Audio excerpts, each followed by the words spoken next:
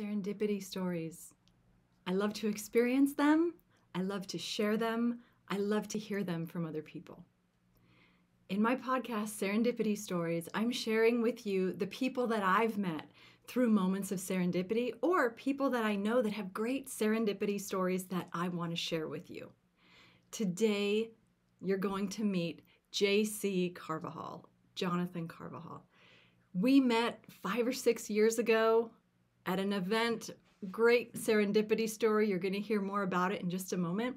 So if you have those moments of serendipity where it's like breadcrumbs are leading you where you need to go, follow them. To me, it's the law of attraction in action. And action are that's the last 6 letters of law of attraction. So when you see serendipity, take action. You're about to see a lot of serendipity moments or hear a lot of serendipity moments in this interview. Notice that we took action. And when serendipity happens with you, you take action too.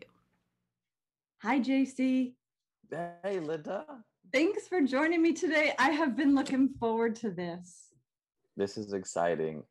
This is, to me, seems like it has been in the works for a couple of years now. And so when I got your call, when I got your email, when I got your text message of excitement, I said, yes, I'm so in.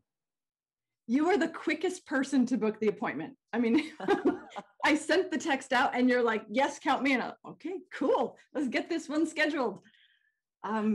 This has been in the works for me for quite a while. I have so many people saying, you've been talking about serendipity moments for years and years, and it's here. I can't wait. So this is very fun. And all these years, JC, I've been collecting stories. I've been collecting stories of moments that people stepped in my life as an angel or a hero and brought me to this pivot that was unexpected. I was showing up for things in a way that to me was me moving forward to my best self and just not really knowing what to expect. So I want to start off with sharing my serendipity stories that include you. Oh man. All right. I'm excited. And I'm very, very curious about this. I have some journals from some events I've been to, and these are ones that have stories from you. Can you see that I kind of tag stuff? Just a bit. I love it, Linda. That is wonderful. I have serendipity stories in there. I have all these tags of different people I've met. So I'm going to read just a little bit here. Let's see here. JC. We were in a group of 5 people.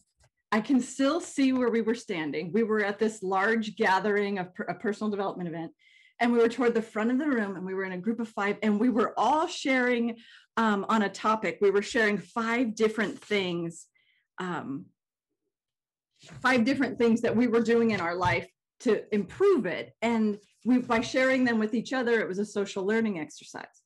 So I always want to know from people, where are they from? And you said New Jersey. And we go around our whole circle. And then at the end, I kind of talk with you, I go, where are you from in New Jersey? Because I'm from New Jersey. And you said where you were from. And I said where I was from. We're 15 minutes from each other. Granted, I haven't lived there for a long time.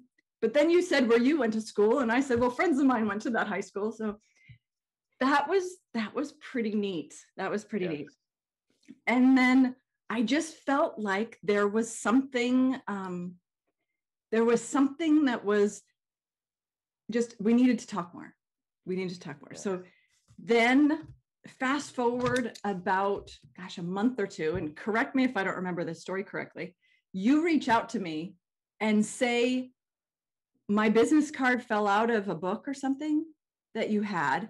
And that was what got us talking to each other. And It absolutely. I still remember that moment. I was using a similar journal, the one that you had from that event, and I remember that your business card fell out, and I was like, oh well, then let me just reach out to her. It was no second thought. It was just like, all right, I guess I'll reach out to her. So then we meet again at another event, and by this point we've been talking back and forth, and we've been doing phone calls, and you said that you wanted to offer me a coaching session, and I had a certain way that I was coaching, and you have your own way, which is very, very different. And we met, that's in the other book. So we meet at this one, and It's early in the morning on day 4 of this event. We go to multiple day events. And I have a whole page of notes, and it was all about me dreaming. What was my dream, and what do I want to have happen? And not to share all the surprises with everyone, because some things can still be a surprise. The main thing that you taught me to do was make my dream bigger. And actually, I don't mean bigger. I mean a whole lot bigger. You made my dream so much bigger. And now I have things in my life that I didn't have back then, projects I'm working on. And I'm starting to see what that bigger really looks like. Where back then I didn't have the clarity, but I had the understanding, I had the belief, and I had that inner knowing. And it was to me a serendipity moment of bumping into you, and then you seeing my business card and us keeping the connection going. And when you offered me that coaching session, me saying yes, things just keep happening and rolling and moving forward. So I just wanted people to know how we met and a little bit more about serendipity and how I follow up on things. And now here we are. What are your comments on those interactions? I mean, if my face could be a comment itself, I mean, I think it speaks for itself. I've had this huge smile on my face since you started telling your serendipity story. So I don't even know. I think my smile is so big that it's keeping my thoughts from expanding because it's just crushing them right now. That is beautiful because, in an email you sent to me to prepare for this, I started asking myself, what does serendipity mean to me? And as you were describing your serendipity story of me in it, I was brought back to that 5-person group. And I was brought back to the moment, literally, when your business card fell out of my journal.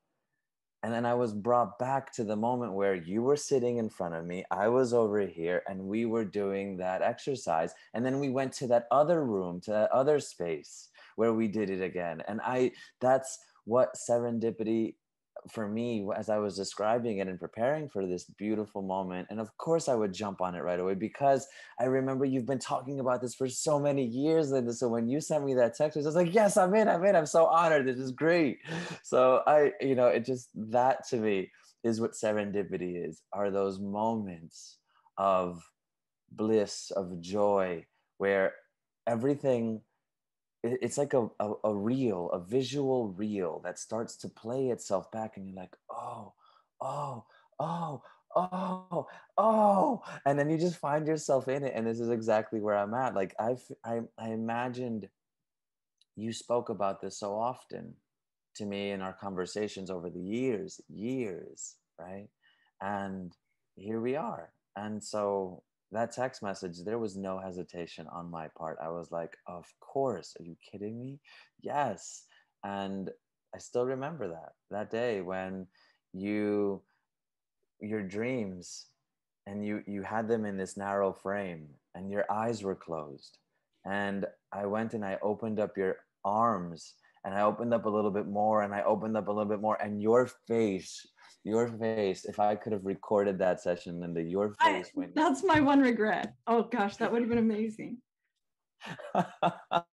Your face that day when I opened up your hands and you started like being inside of a bigger dream, not even knowing what it could have been, but just knowing that it could be bigger than what it was in that moment.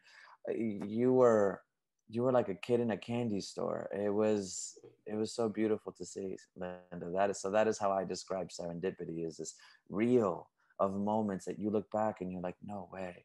What if that card had never fallen out? Would I have called her? Would we be here today? What if I had not gone to that event and been in part of that group and said that I was from Paterson, New Jersey, and she was from New Jersey? She would have listened to that. What if in that moment when I was saying Paterson, New Jersey, she might have zoned out for some reason, or been somewhere else, or been taking a note and didn't hear me say New Jersey, you know? What if when I reached out to her, on the from the business card, she was so caught up doing such other wonderful things that just one of those text messages that gets lost or emails that gets lost in the thread. What if she, after our first conversation, would have been like, yeah, he's all right, typical New Jerseyan. That's why I left. Right? Oh, I'm Oakland, New Jersey. So the fact that we were so close, it's one thing to meet someone from New Jersey, and sometimes they say their town, and I've never heard of it.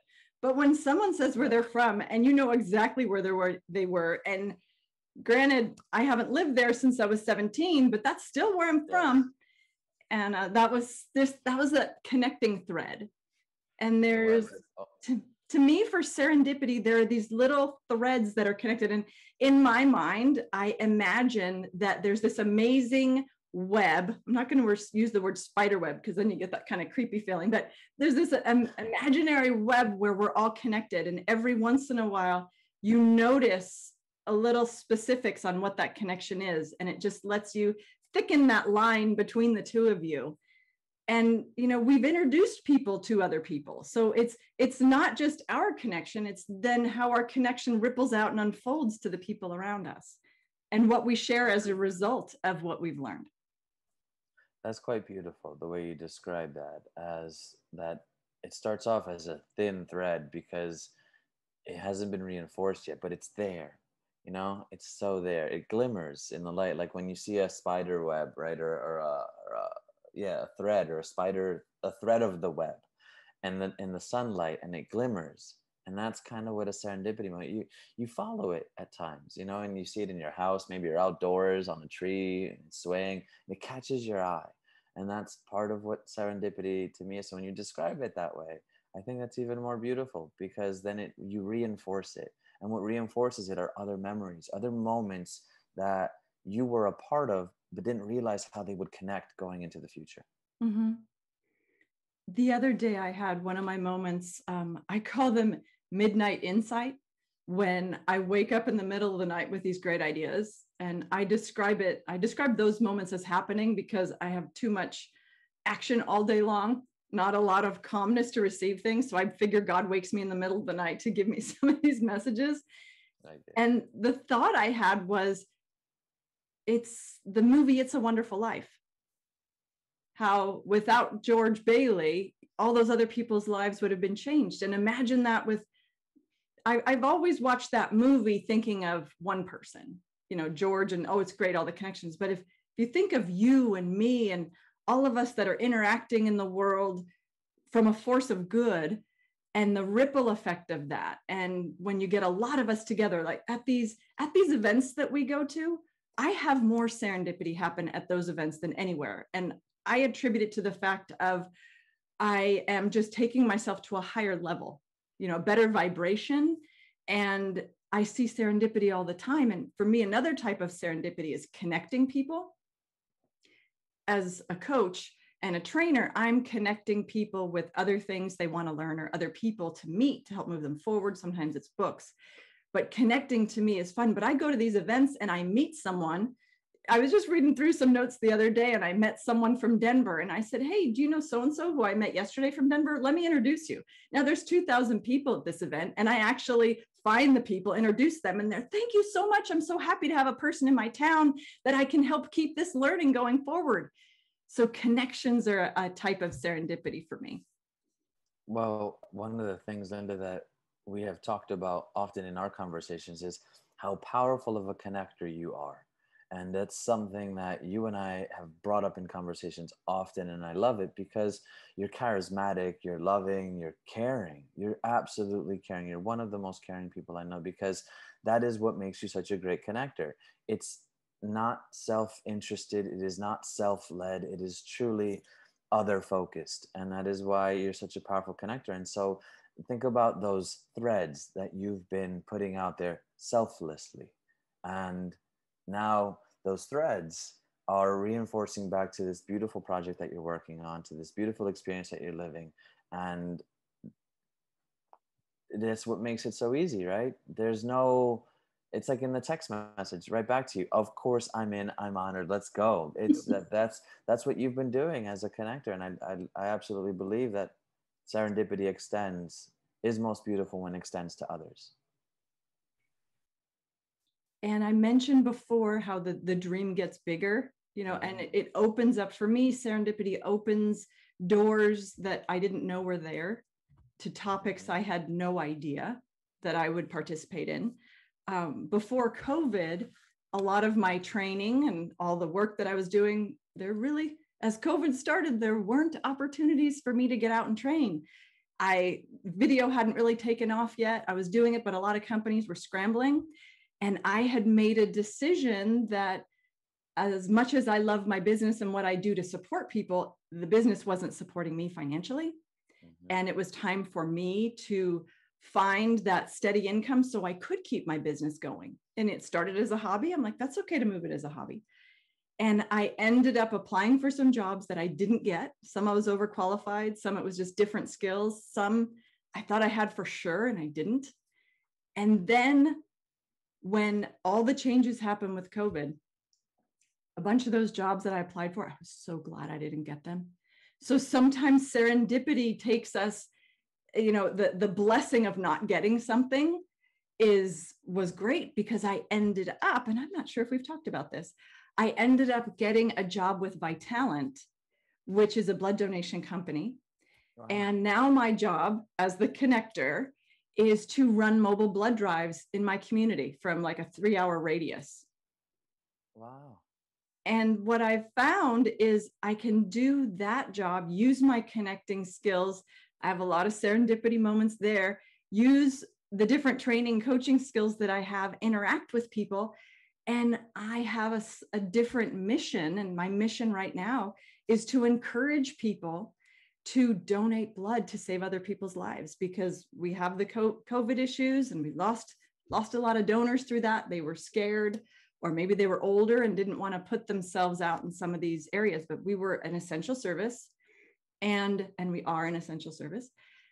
And now I'm working on talking with people and getting them educated so that they continue with a healthy blood supply. Without a healthy blood supply, that's a different crisis, and a crisis that can be averted. So now I'm taking what you learned, what you've taught me, making my dream bigger, and I'm applying it not just to my company, where, you know, people follow me with serendipity and coaching and training, but to also the job that I have, which I really enjoy because I'm out saving lives.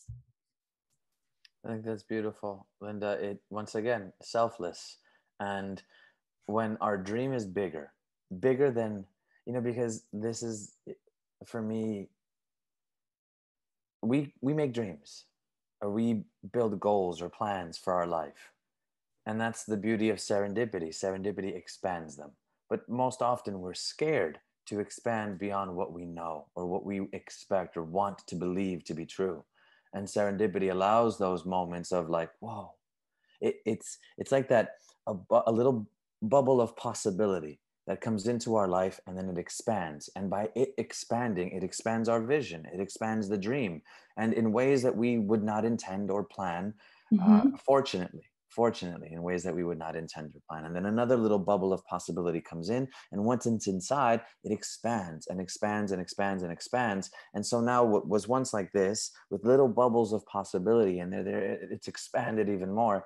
And it's because of those connections that you've beautifully been nurturing and selflessly giving of yourself to other causes, to not just allowing yourself to be defined by one thing, but choosing that one thing or those skills that you have and expanding them out into other areas. And I think that that's what you speak of serendipity, but I believe that you're a catalyst for serendipity, Linda, because of the way you live your life, because of your beautiful heart and spirit.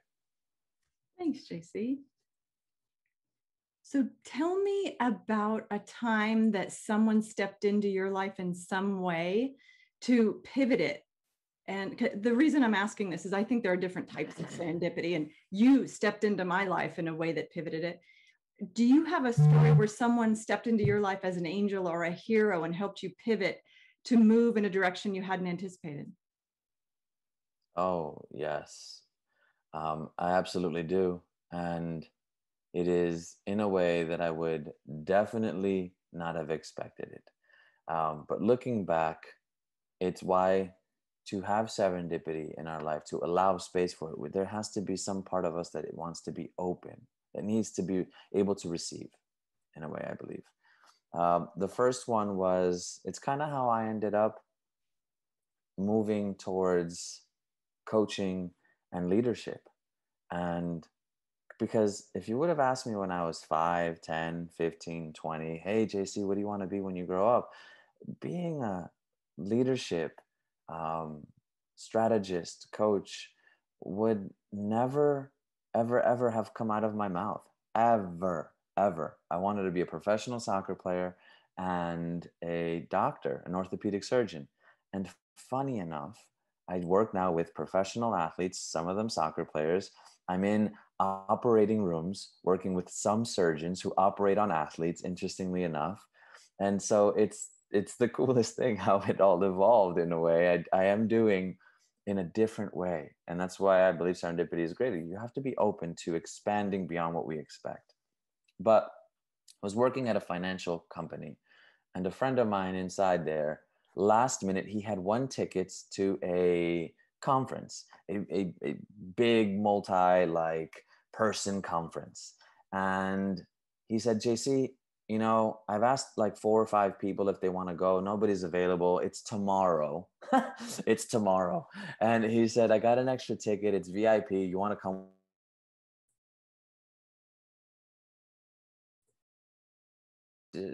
I'm like, all right, let's do it. So I went, and that was in February, March. And it was, I remember then a couple weeks later, I meet this woman who I end up falling in love with. And she was in Canada. And I moved to Canada for a year after that, like a couple months later after that, because it was a time in my life where I didn't know how all the pieces connected. I had all these pieces around. I had done this, I had done that, I worked here, I worked there. This is what I wanted to do. This is what I saw myself doing. This is what my family told me I should do. This is what friends told me I should do. I had all these dots up in the air, but nothing that was connecting them. And I literally would ask God, and I'd say, God, what are you trying to tell me? What are you trying to tell me? I have so much in my space and I can't connect the dots. I don't know how to. And when I went to Canada, she ends up being somebody that works in the entrepreneurial space. And she did conferences for entrepreneurs that would go on stage and speak about their story. And in amongst those entrepreneurs were coaches, were people that focused on productivity or performance or mental skills or mental toughness or leadership in one or a different way. And when I saw those people on stage talking about their stories, listening to how they helped people see their lives in different ways, that's when it clicked. And I was like, oh, that's what I want to do. So, had it not been for my friend who was going through such a tough time in his life, and I was open to being there the day I was his last, and not, I could have been like, oh, I'm your last request. No, man, I'm not gonna go. This is how you think of me. I thought we were friends, but no, I said, all right, let's go. I didn't. I was like, let's do it. And then in 4 days, when this woman flew to New York on a vacation-esque trip with her girlfriends, we had magical moments in 4 days. And then 2 months later, I'm living in Canada, helping her work on her company and put together these events. And I get to meet and talk to these people backstage and get to go out to lunch with them or breakfast with them or work out with them. And I'm talking to them and I'm just being inspired. But once again, that relationship ended.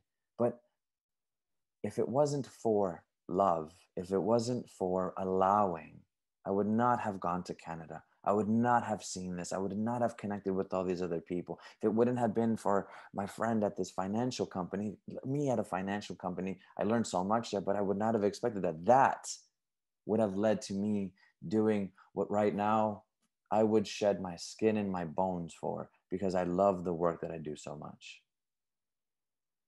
And so I see those as certain just moments. I mean, even how I ended up in that financial company was at a work fair, a job fair in a hotel. Like they book out a whole floor on a hotel and they leave the rooms open and you literally go around, you leave your name on a piece of paper and they call you up and you're applying it. That was me because I didn't know what I wanted to do, Linda.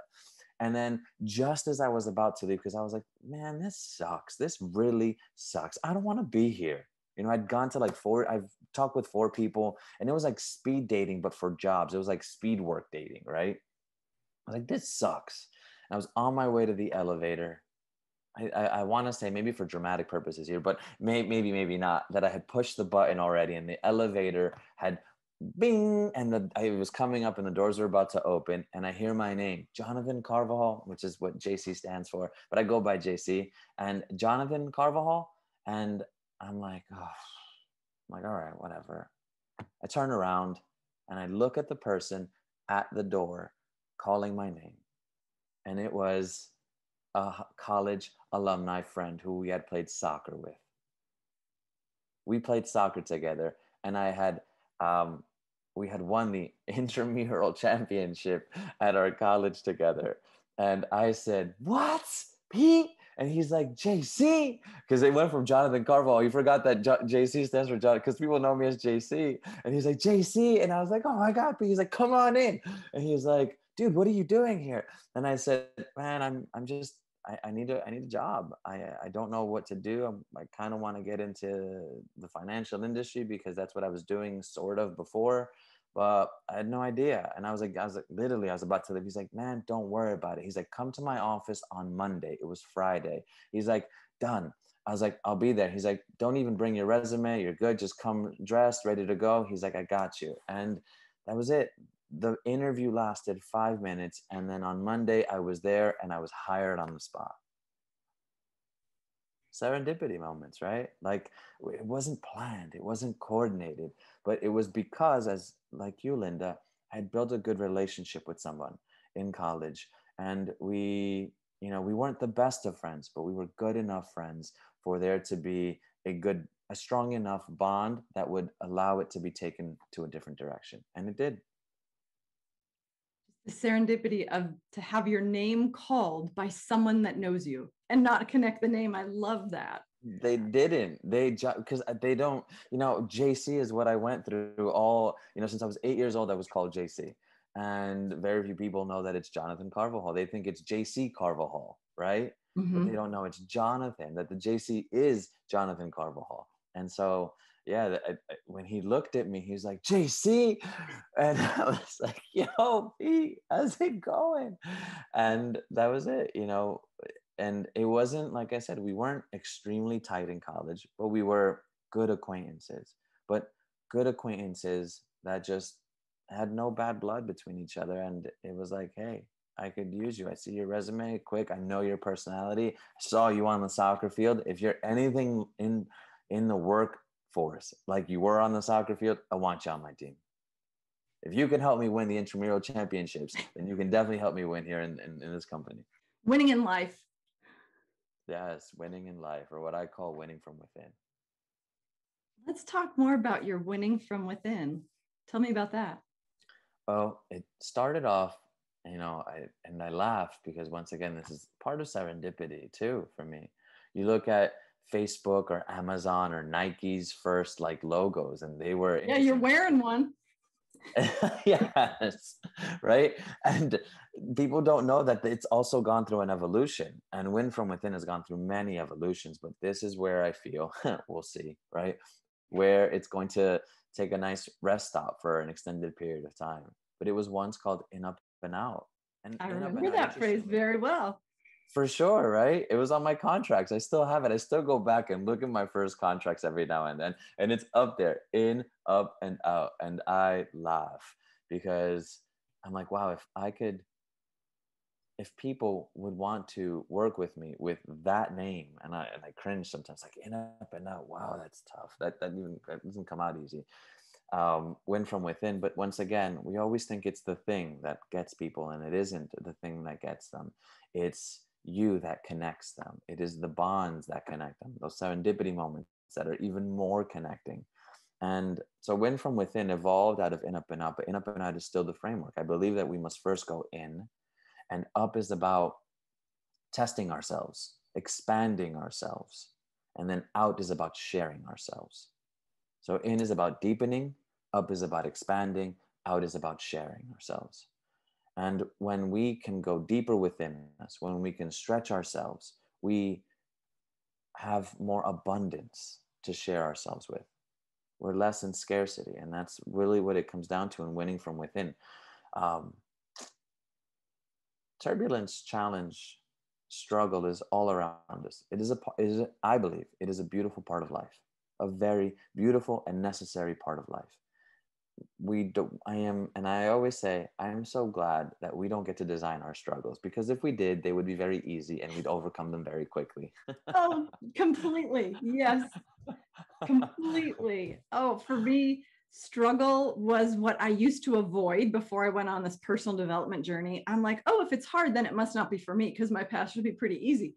Then I went through some long-term struggles. Like when I first got my company started, when you and I were talking, and I first started my business, and there were some long-term struggles. And I look back on it now, and there were certain things where after I first became a coach, I spent 2 years trying to be my mentor, which was, it gave me great skills. I have, over 300 hours of coaching as a result of that. But it wasn't me being me. And I don't regret the journey, because it gave me the solid foundation that I have.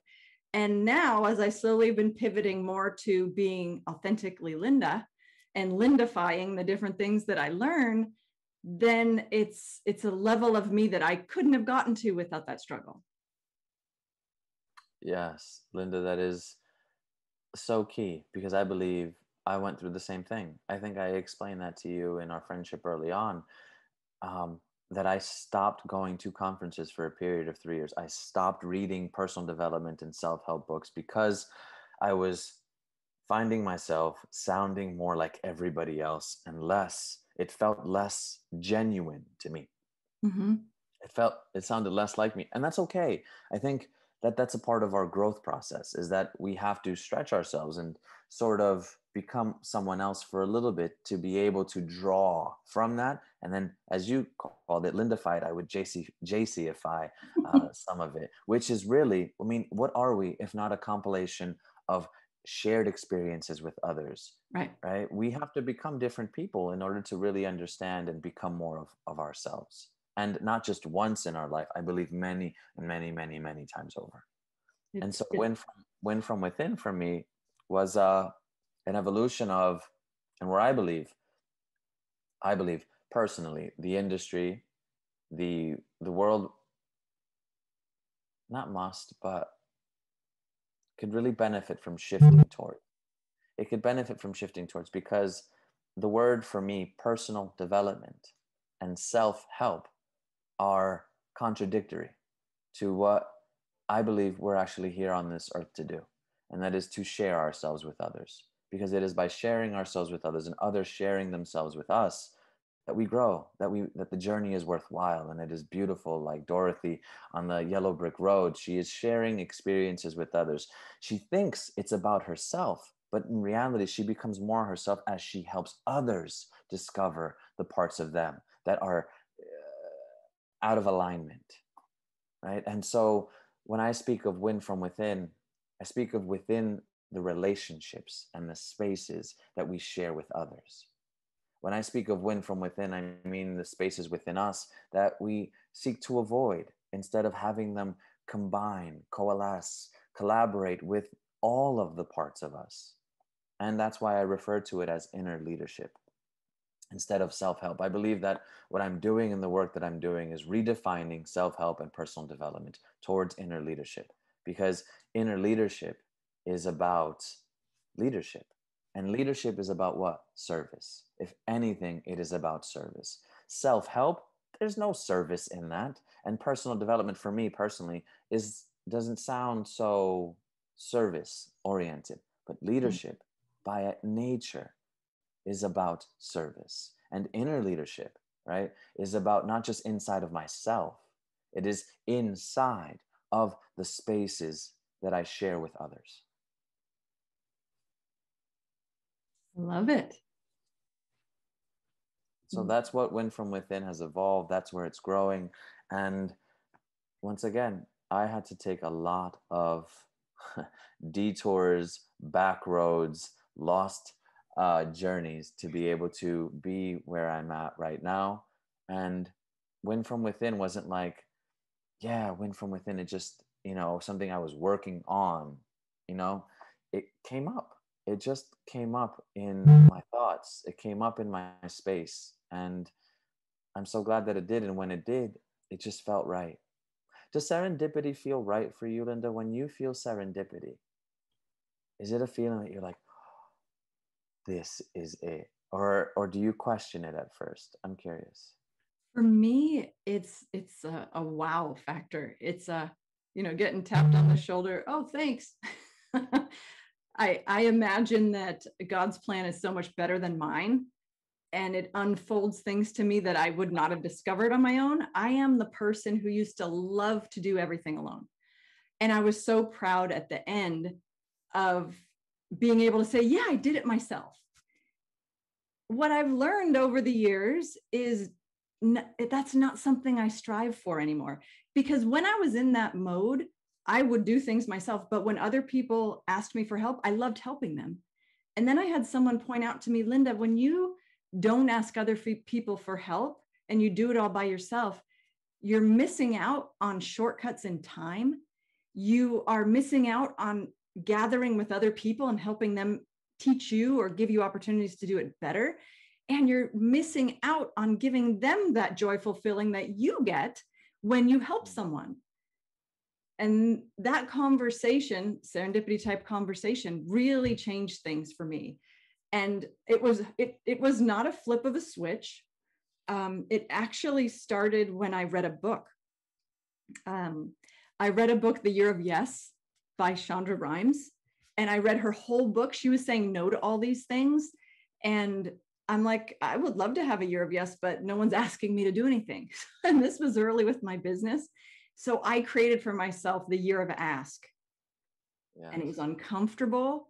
And I would ask to meet with people. And I kept asking and asking. But after 3 months, I decided to stop the project because so many things had started, like seeds were planted and things were coming up.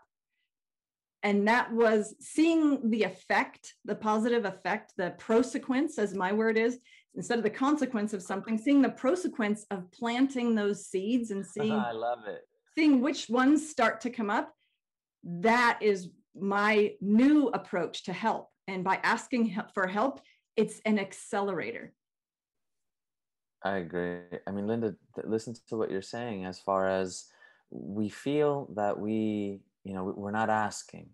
And when we're not asking, we're also not receiving.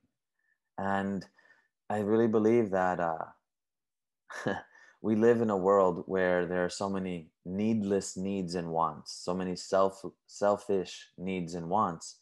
Why? Because I personally believe we haven't learned to receive. We haven't learned to receive all that we are and have been given already in the quality of our relationships. Why? Because we haven't nurtured.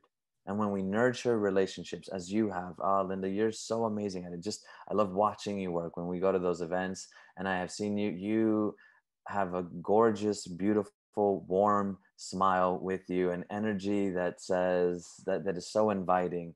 And no wonder that you can ask. And I'm so happy that you have asked and continue to ask more and more and more and more powerfully as you evolve, as you have and connect with more serendipity moments, because it is beautiful. And I don't doubt the ginormous magnitude of the serendipity moments that you are creating and will find yourself in going forward.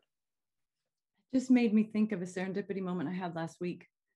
I was driving across town and had to stop at a store on my way, thinking, oh, well, this is lunch hour. It's 4 p.m, but I might as well take my lunch break now. And I had my Vitalant badge on. Around here, Vitalant, people know that we're the blood donation company. So a person saw my badge and he said, oh, do you work at Vitalant in Reading? And I said, oh, yeah, I do. He said, oh, I'm donating tomorrow. I'll see you at 10. So sometimes I feel serendipity comes with a visual cue. Had I not had that badge on, we wouldn't have known. And it was so hilarious because I stopped by his business and he helped me. The next day he stopped my business and I helped him. And we had this neat connection. I'm like, oh, there's serendipity for you. But sometimes serendipity is the visual. But the reason I wanted to share that is sometimes I have learned the serendipity isn't visual. And that's why it has to come out of our mouth. Because when we ask, all of a sudden the person knows, they're not mind readers. Though I've had some of those crazy serendipity things happen too. I will save that for another conversation. But the ask is also when maybe that person isn't there to help you, but maybe they say, oh my gosh, I know who to connect you with. And then that whole connector serendipity comes in. Yes.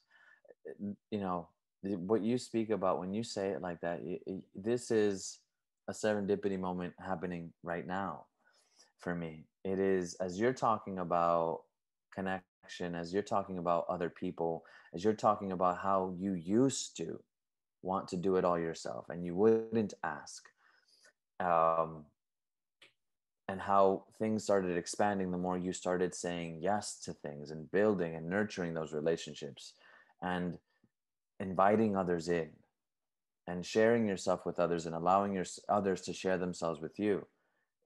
It's reinforcing. And I believe that that's what a serendipity moment is too. It's reinforcing.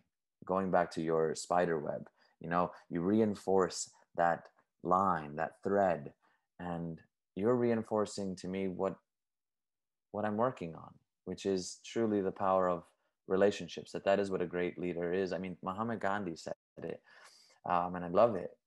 And I'm not a big quote person, but a great leader is seen by the students and the leaders that when they leave are left behind. And I don't believe it's the quality of the work that determines a great leader, but the quality of the leaders that are left behind that will continue to evolve that work and grow it. And that's what I take to corporations, to professional teams, to the people that allow me the privilege to work with them and the honor to work with them. And it's to help them become better sowers, better shepherds, better people that can bring others together, that can create environments that others want to say, ooh, I want to be there. Not just I want to work with them, I want to be there. And that's what a great leader does, creates beautiful spaces for people to come in so that more serendipity moments can happen for everyone. And kind of like this, you're reinforcing that beautiful belief of relationships, the power of relationships, the beauty in relationships. Oh boy, you just brought something up for me. It reminds me of, I've been in business environments where the leader is awesome and everyone wants to work for that leader. But as soon as that leader's gone, you're going to lose a bunch of key people because he's the one holding the group together. Right. Instead of creating an amazing bench so that when that leader goes, there's someone moving up. Exactly. And although that is beautiful, still beautiful, right? Because we admire people. And so people, like they say, corporate America has a statistic that says people don't leave bad companies, they leave bad employers, right? And I believe that is partly true. But to your point, let's add to that in a more dynamic way and say, if that leader left, would the company be better or would the company be worse?